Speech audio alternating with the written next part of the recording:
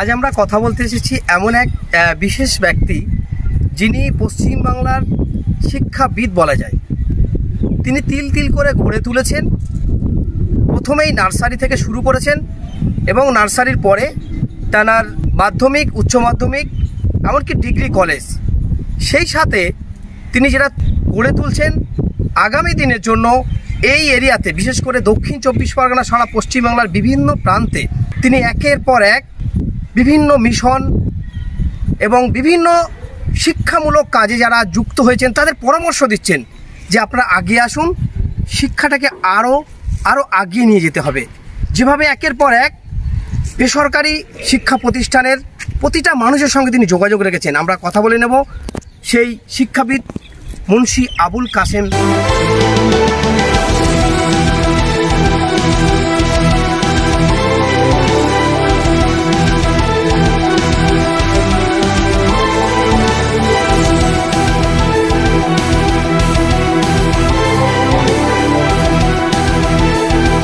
আমরা সরাসরি পেয়েছি আজকে তানার এই নূতন কলেজ, যেটা এখন কাজ চলছে, সেই কলেজের ছাদের উপরেই কথা বলে নেবো তানার সঙ্গে। স্যার, কেমন আছেন?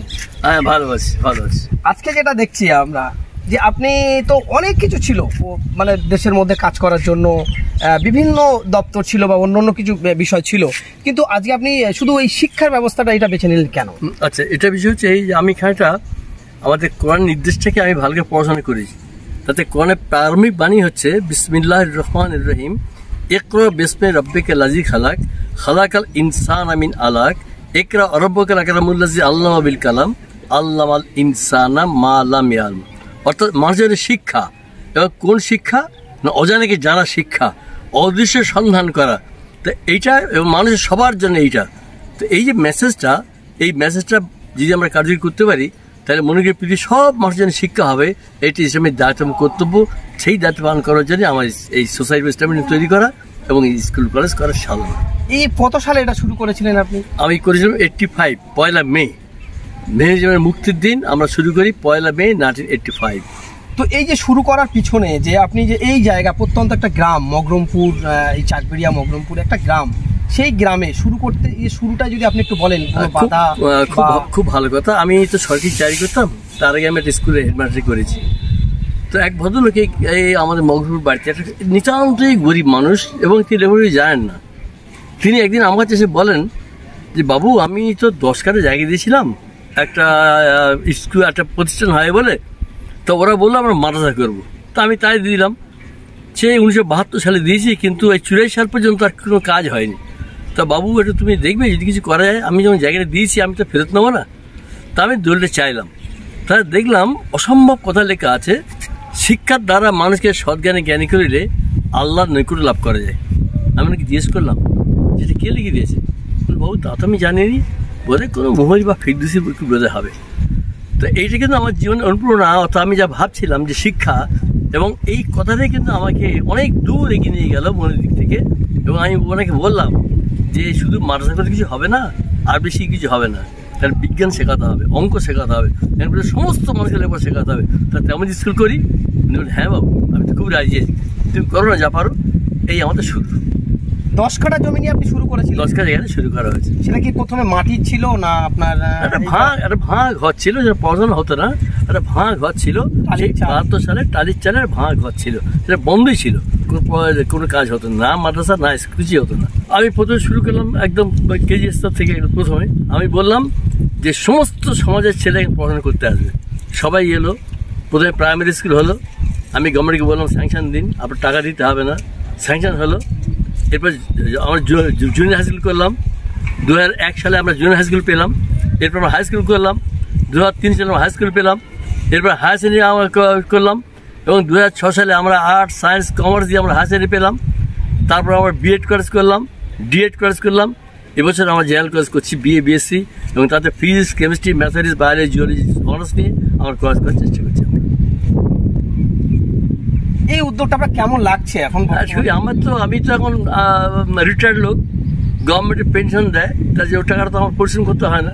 তা সেই পরিশ্রম আমি এখানে দিই, এবং যাতে সমাজে বড় কাজ হয় সেই কাজ আমি করি। এবং আমি নয়, আমার অনেক বন্ধু আছেন যারা রিটায়ার্ড মানুষ, তারা এখানে আসেন। প্রতি শুক্রবার আমরা বসি এবং আমরা পরিকল্পনা করি কীভাবে আগামী এগিয়ে যাওয়া হবে, কীভাবে কলেজ করা হবে, কীভাবে ল্যাবরেটরি সাজানো হবে, ফিজিক্স ল্যাবরেটরি কেমন হবে, কেমিস্ট্রি ল্যাবরেটরি কেমন হবে, জিওলজি কেমন হবে, বোটানি কেমন হবে। এই যে দেখছেন এই পুরো ছাদটা, এটা বোটানি হবে। আমরা দেখাবো তানার এখান থেকে সেই শিশু বিকাশ একাডেমি জানার পথ চলা শুরু, সেই শিশু বিকাশ একাডেমিতে আজকে আমরা তানার একদম ডিগ্রি কলেজের ছাদে, যেটা কাজ চলছে অলরেডি প্রায় কমপ্লিটের কাছাকাছি, সেই ডিগ্রি কলেজের ছাদেই আমরা স্যারের সঙ্গে কথা বলছি। আমি এদিকে একটু দেখাতে বলবো যে একের পর এক ছাদ থেকেই তানার পরপর বিল্ডিং দেখা যাচ্ছে, পুরোটাই তিনি যেন কভার করেছেন। এটা কত বিঘে জায়গার উপর আছে?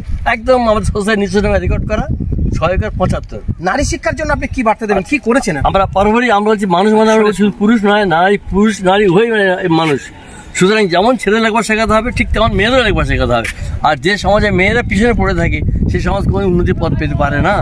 তাই আমরা ছেলে এবং সবাই তবে চেষ্টা করছি, আমরা মেয়েদের হোস্টেল আলাদা করে দিয়েছি, কিছু আরও কিছু দেওয়া হবে, এমন সেকশন আলাদা করে দেওয়া হবে, স্কুল এক থাকবে। শিক্ষা প্রতিষ্ঠান করেছেন আপনার এখানে, শিক্ষার আলো জ্বললে দেখা এখানেই মানুষের আলোকিত হবে, কিন্তু পশ্চিমবাংলার সাধারণ সংখ্যালঘু মুসলিমদের মধ্যে আপনি কি ভাবছেন, তাদের বিষয়ে কি বলবেন? আচ্ছা, এই বিষয়ে আমি সব জায়গায় মেসেজ দিই, তবে আমি বলি আমাদের কোনো ব্রাঞ্চ হবে না, প্রত্যেকে চেষ্টা করুন তার স্কুল করবার জন্য।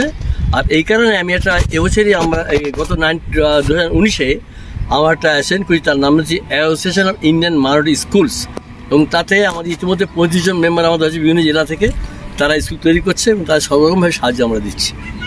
এবং আমি চাই যে সারা পশ্চিমবাংলাতে বিজ্ঞান ওরিয়েন্টেড শিক্ষা চালু হোক।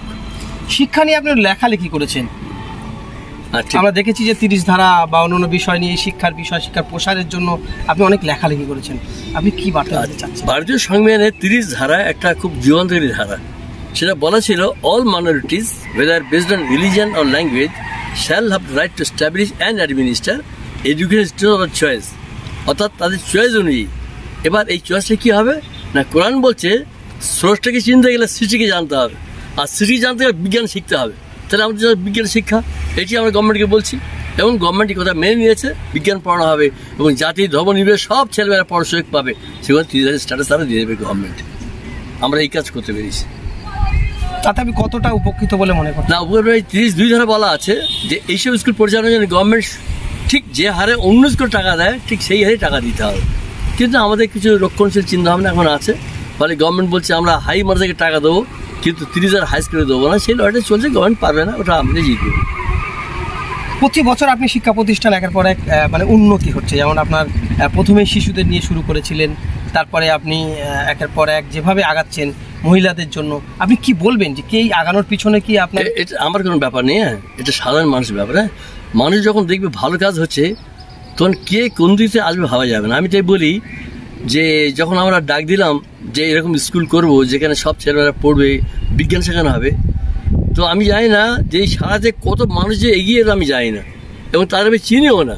এবং আমি যখন দেখি, যখন ভাবি একটা স্কুল, তখন কোন মানুষ কোত্থেকে যেমন সাহায্য করে সেটা আমি নিজেই জানি না। আমরা এতক্ষণ কথা বললাম যিনি একাধারে শিক্ষক, শুধু শিক্ষক নয়, শিক্ষাবিদ, সেই সঙ্গে পশ্চিমবাংলার বিভিন্ন প্রান্তে তিনি মানুষের সঙ্গে যেভাবেই একের পর এক যারা শিক্ষা প্রতিষ্ঠান করছে তাদেরকে নিয়ে যেভাবে এগিয়ে যাচ্ছেন, সেই সাথে তিনি শুরু করেছিলেন একদম টালি এবং মাটির বাড়ি দিয়ে শুরু করেছিলেন, মাত্র 10 কাঠা জায়গা, তারা দানের জায়গা, তারা নিজস্ব জায়গা ছিল না, সেই দানের জায়গা নিয়ে শুরু করে আজকে তিনি আমাদেরকে জানালেন যে কয়েক একর জমি নিয়ে তিনি প্রথমেই শুরু করেছেন ছোট্ট বাচ্চাদের নিয়ে, তারপরে সেখান থেকেই মাধ্যমিক, উচ্চ মাধ্যমিক এবং মহিলাদের জন্য আলাদাভাবে শিক্ষা প্রতিষ্ঠান, সেই সঙ্গে ডিগ্রি কলেজ, এই ডিগ্রি কলেজের কাজও চলছে।